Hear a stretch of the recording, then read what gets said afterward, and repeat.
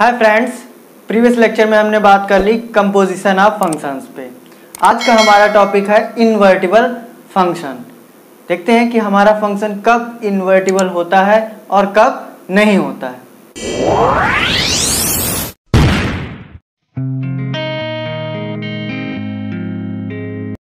Let's talk about invertible function. तो उससे पहले एक चीज समझते हैं कि कोई भी फंक्शन जो होता है वो ए से बी में डिफाइन होता है। ए आपका डोमेन होता है,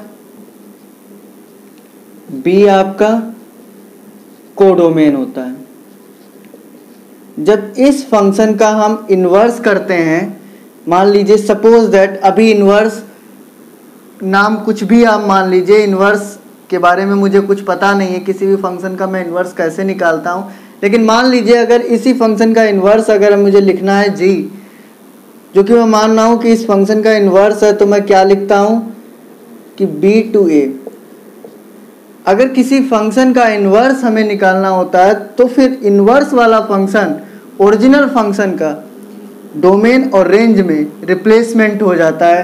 दैट मीन्स जो इसकी डोमेन थी वो यहाँ पर कोडोमेन हो जाएगी ए, और इसकी जो कोडोमेन थी वो इसकी डोमेन हो जाएगी। तो यहाँ पे डोमेन हो जाएगी आपकी बी एंड कोडोमेन हो जाएगी ए। तो बेसिकली किसी भी फंक्शन का अगर हम इन्वर्स निकालते हैं तो उसके रेंज या कह दो कोडोमेन और डोमेन में रिप्लेसमेंट हो जाता है। अगर कोई फंक्शन ओरिजिनल हमारा ए टू बी में डिफाइन है तो फिर उसका inverse function B to A define हो जाएगा। एक चीज और देखते हैं, ध्यान दीजिए,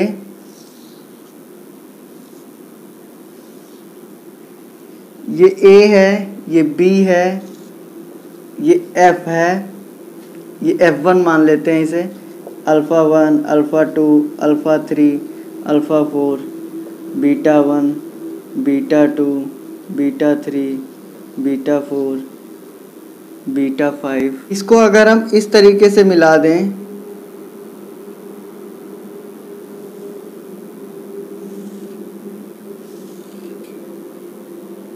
और अगर हम इसी का इन्वर्स लिखना चाहें, ये फंक्शन है अभी, इसकी भी एक इमेज, इसकी भी एक इमेज, इसकी भी एक इमेज, इसकी भी एक इमेज, तो फंक्शन की डेफिनेशन को वेरीफाई कर रहा है। अब अगर हम इसका इन्वर्स लिखना चाहें, मान लीजिए suppose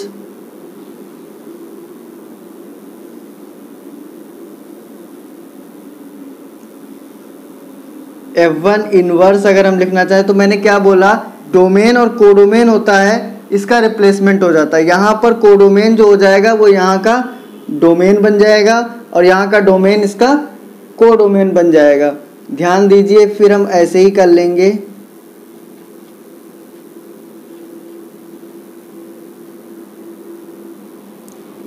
alpha 1, alpha 2, alpha 3, alpha 4, beta 1 alpha 4 से इंगेज्ड है, बीटा 2 अल्फा 3 से इंगेज्ड है और बीटा 3 अल्फा 1 और अल्फा 2 से इंगेज्ड है। तो ये क्या फंक्शन है? ये तो फंक्शन ही नहीं है। तो इन्वर्टिबल फंक्शन की बात कैसे आएगी? फंक्शन क्यों नहीं है? पहली बात तो बीटा 3 की 2 इमेजेस हैं, एक बात तो ये फेल हो गई, हर किसी की एक इमेज होगी, और दूसरी बात यहाँ पर एलिमेंट्स बच रहे हैं जिनकी यहाँ पर कोई इमेज नहीं है। फंक्शन में क्या बोलते हैं कि every element of a set A, that means domain वाला हर एक एलिमेंट इंगेज होना चाहिए कोडोमेन के एलिमेंट से। कोडोमेन में खाली रह सकता है एलिमेंट, बट यहाँ पर डोमेन में नहीं रह सकता। यहाँ पे रह सकता था तो फंक्शन था, लेकिन जब इसका हम इन्वर्स निकालेंगे तो फिर यहाँ नहीं रह सकता। अच्छा, अगर यहाँ पर भी सारे इंगेज होते तो फिर ये हमारा ऑन टू फंक्शन हो जाता, तो हमारा यहाँ पर भी कोई भी एलिमेंट ऐसा नहीं बचता जो खाली होता, तो फंक्शन वेरीफाई करता। लेकिन फिर दिक्कत क्या आती? इसकी दिक्कत बचती। तो ऑन टू तो होना ही चाहिए था, क्योंकि यहाँ पे तब खाली नहीं बचता, कोई भी एलिमेंट ऐसे नहीं बचते जिसकी यहाँ पर इमेज ना होती। तो ऑन टू तो होता ही।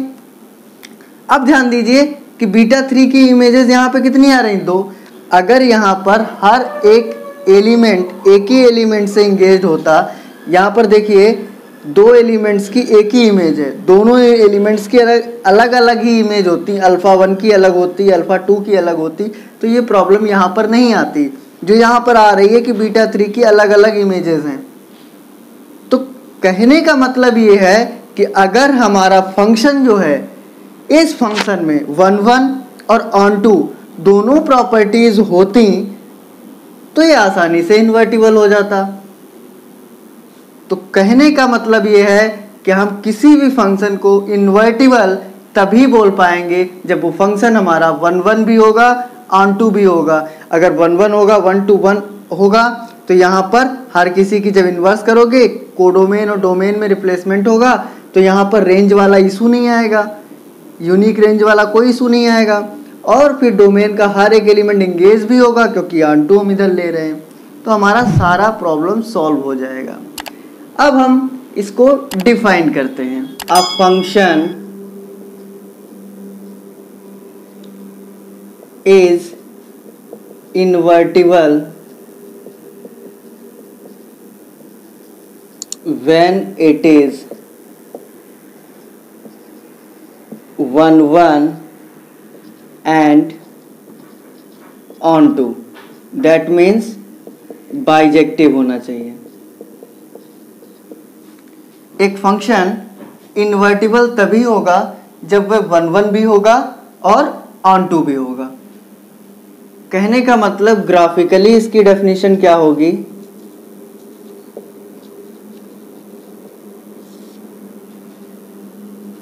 line passing through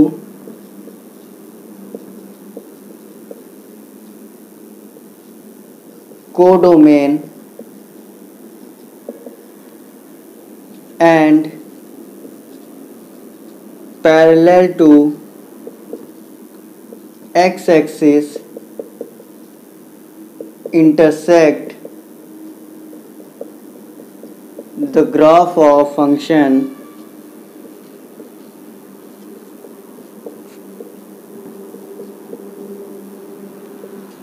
exactly 1 time. A line passing through codomain and parallel to x-axis intersect the graph. That means एक हॉरिजेंटल लाइन ग्राफ को, चाहे आप ऊपर ले जाइए उस हॉरिजेंटल लाइन को, चाहे नीचे ले जाइए, वह लाइन आपकी ग्राफ को एग्जैक्टली 1 टाइम अगर कट करे तो वो फंक्शन हमारा इन्वर्टिबल होगा, अदरवाइज नहीं होगा। और फंक्शन को चेक कर लीजिए, या तो फिर 1 1 ऑन टू है तभी वो इन्वर्टिबल होगा, दोनों का मतलब ही एक है। अगर 1 टाइम कट कर रही है एग्जैक्टली, तब वो फंक्शन हमारा 1 1 ऑन टू होता ही है। ये सब चीज़ें आप प्रीवियस लेक्चर में पढ़ चुके हैं, लिंक डिस्क्रिप्शन में है, आप वहां से जाकर के फिर से पढ़ सकते हैं। एग्जाम्पल पे बात करते हैं। एग्जाम्पल नंबर 1, बताना है y is equal to x square. Parabolic function है, ये आपका इन्वर्टिबल है या नहीं। तो विद इन सेकेंड आपके माइंड में ये आना चाहिए कि अगर आपसे पूछा जा रहा है कि कोई भी फंक्शन इन्वर्टिबल है या नहीं, तो उसको चेक करने के लिए हमें उस फंक्शन को चेक करना है कि वो 1 1 ऑन टू है या नहीं। अगर 1 1 ऑन टू दोनों हैं तभी हमारा फंक्शन इन्वर्टिबल होगा, अदरवाइज नहीं होगा। 1 1 ऑन टू के लिए हम ग्राफ से भी चेक कर सकते हैं और डेफिनेशन से भी चेक कर सकते हैं, तो हम ग्राफ प्रेफर करेंगे, आसानी से हो जाएगा। तो y is equal to x square का graph, domain axis and codomain axis. Graph बनाते हैं, पैराबोलिक शेप आता है इसका, ये ग्राफ हो जाएगा y is equal to x square का। मैंने बोला ग्राफ से कि एक line passing through codomain and parallel to x axis, that means y is equal to c line. अब इस लाइन को चाहे आप ऊपर ले जाइए चाहे नीचे ले जाइए, ये लाइन आपके ग्राफ को एग्जैक्टली 1 टाइम कट करती, तभी आपका फंक्शन इन्वर्टिबल होता, अदरवाइज नहीं। और तभी फंक्शन आपका 1 1 ऑन टू होता, और 1 1 ऑन टू होता तो इन्वर्टिबल हो जाता। तो ध्यान दीजिए यहाँ पर ये 2 टाइम कट कर रही है, तो इसलिए हमारा ये फंक्शन 1/2 नहीं है। यहाँ पे फेल कंडीशन कौन सी हो रही है? यहाँ पर कंडीशन जो फेल हो रही है वो 1/1 वाली तो फेल ही हो रही है। क्यों फेल हो रही है? क्योंकि x की 2 वैल्यूज़ के लिए y की सेम वैल्यू आ रही है, तो इसलिए यह हमारा 1/2 फंक्शन नहीं है। इसलिए हमारा ये y = x² नॉन इन्वर्टिबल हो जाएगा। एक और एग्जाम्पल पे बात करते हैं। Example 2, y = x³। इस पे बात करते हैं। फिर से हम इसका ग्राफ बनाएंगे और हॉरिजेंटल लाइन मेथड से चेक करेंगे कि ये इन्वर्टिबल है या नहीं है। तो ये हमारी डोमेन एक्सिस हो गई और ये हमारी कोडोमेन एक्सिस हो गई। इसका ग्राफ कुछ इस तरह से आता है, सिमेट्रिक अबाउट ओरिजिन होता है ये ग्राफ आएगा इसका। अब आप क्या करेंगे, कोडोमेन से पास होती हुई लाइन कीजिए जो कि एक्स एक्सिस के पैरेलल थी, y = c टाइप। अब इस लाइन को आप ऊपर ले जाइए, नीचे ले जाइए, कहीं भी अप डाउन करिए, आपको यही मिलेगा कि ये लाइन आपके गिवन कर्व को एक ही टाइम कट कर रही है, एग्जैक्टली 1 टाइम कट कर रही है। तो इसलिए ये हमारा graph y = x³, that means ये हमारा जो फंक्शन है ये हमारा 1/2 है और इसीलिए ये हमारा इन्वर्टिबल होगा, क्योंकि एक horizontal line exactly 1 time cut कर रही है। तो ये हमारा इन्वर्टिबल फंक्शन हो जाएगा।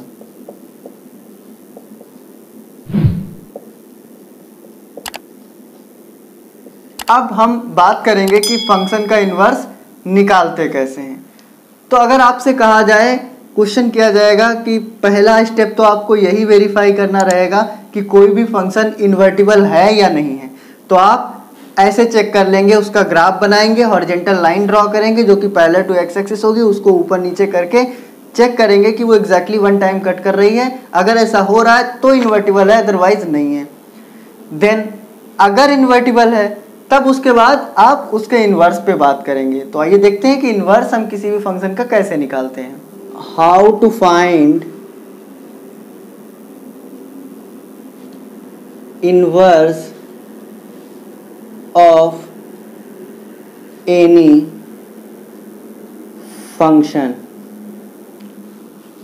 अब वो एनी फंक्शन जो होगा वो इन्वर्टिबल होगा ही, तभी मैं उसका इन्वर्स निकाल सकता हूं, और वो फंक्शन 1/2 होगा, इसीलिए इन्वर्टिबल है।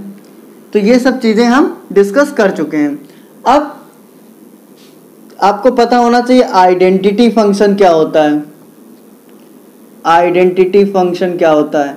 तो आइडेंटिटी फंक्शन f(x) = x होता है, लाइन की इक्वेशन। इफ f(x) गिवन है and let g(x) be inverse of f(x), then आपसे पूछा जा रहा है f(x) गिवन है और पूछा जा रहा है f(x) का इन्वर्स निकालिए, तो आप g(x) उसका इन्वर्स मान लीजिए और आप करिए क्या, कोई भी फंक्शन उसके इन्वर्स के साथ अगर कंपोजिशन करेगा तो आइडेंटिटी फंक्शन देगा। तो दैट मीन्स f(o(g(x) या फिर g(o)f(x) = x आएगा। मतलब कंपोजिशन ऑफ फंक्शन, चाहे वो fog(x) हो चाहे gov(x) हो, दोनों इस केस में इक्वल होकर के आएंगे किसके इक्वल? आइडेंटिटी फंक्शन x के इक्वल आएंगे। तो एग्जाम्पल की हेल्प से समझते हैं कि कैसे निकालेंगे। एग्जाम्पल ले रहे हैं y = e⁻x, तो इसको हम f(x) मान लेते हैं। इसका हमें इन्वर्स अगर पूछा जा रहा है तो पहली बात, अगर पूछा जा रहा है तो ये इन्वर्टिबल होगा ही, लेकिन अगर एक सेकंड चेक भी कर लें, e⁻x 1/1 भी होता है, ऑन2 भी होता है, आप ग्राफ बना करके चेक कर सकते हैं, तो ये हमारा फंक्शन इन्वर्टिबल भी है। और इस फंक्शन का हम फिर इन्वर्स भी निकाल सकते हैं। कैसे? कि f(x) हमारा e⁻x है, मान लेते हैं कि g(x) let g(x) be inverse of F x, g x को मान लिया तो क्या हो जाएगा, एफ ऑफ जी एक्स या फिर G of F x is equal to क्या आ जाएगा, एक्स आना चाहिए। तो किसी एक को लेके चलिए, तो suppose f of g x is equal to x लेके चल रहे हैं, किसी एक को लेके चलिए, तो एफ ऑफ जी एक्स हो जाएगा इज इक्वल टू एक्स। अब f of x is equal to e to the power x है, जहां एक्स है वहां जी एक्स है, तो क्या हो जाएगा, E to the power G x is equal to X. दोनों साइड लॉग ले लीजिए, टेकिंग लॉग बोथ साइड, तो क्या आ जाएगा, G X log E is equal to log X. Log E की वैल्यू 1 होती है, तो G x is equal to log X. तो E to the power x का जो इनवर्स फंक्शन आ गया वो लॉग एक्स आ गया। तो लॉग एक्स का inverse function e to the power x, e to the power x का इनवर्स फंक्शन लॉग एक्स, ये हो गया। अगर इसे हम वेरीफाई करना चाहें तो इन दोनों का कंपोजिशन क्या आ जाएगा, एक्स ही आ जाएगा, आइडेंटिटी फंक्शन। तो यहां से वेरीफाई भी हो जाएगा कि जो मैंने इनवर्स निकाला है इसका वो सही निकाला है। एग्जाम्पल 2, एफ एक्स अगर दिया है x cube, f x is equal to x cube दिया है, जो कि अभी हमने देखा था प्रीवियस एग्जाम्पल में कि ये भी इन्वर्टिबल था। तो इसका अगर हमें इनवर्स निकालना है तो मान लेंगे कि let g x be an inverse of F x. अगर है तो देन दोनों का कंपोजिशन क्या हो जाएगा, आइडेंटिटी फंक्शन। ऐसा ही होता है डेफिनेशन के अकॉर्डिंग। तो हम क्या लेके चलेंगे, फॉग x लेके चलेंगे x के इक्वल, तो f ऑफ जी एक्स क्या हो जाएगा, x के इक्वल। तो f ऑफ जी एक्स, तो जी एक्स की पावर 3 इज इक्वल टू क्या हो जाएगा, x। तो जी एक्स क्या आ जाएगा, x की पावर 1/3। तो सिंपली x क्यूब का इनवर्स फंक्शन x की पावर 1/3 हो जाएगा। जब रिवर्स इसे क्रॉस वेरीफाई करोगे तो इसका इसके साथ कंपोजिशन फंक्शन ले लोगे तो फिर हमारा वही x लौटा देगा, दैट मीन्स आइडेंटिटी फंक्शन वापस कर देगा। तो ओवरऑल हमने इन्वर्टिबल फंक्शन के बारे में डिस्कशन कर लिया कि इन्वर्टिबल फंक्शन को कैसे वेरीफाई करेंगे, ग्राफ की हेल्प से कैसे वेरीफाई करेंगे, डेफिनेशन की हेल्प से, और इन्वर्टिबल फंक्शन का हम इन्वर्स फंक्शन कैसे निकालेंगे, इन सब बातों का हमने डिस्कशन कर लिया। Thank you.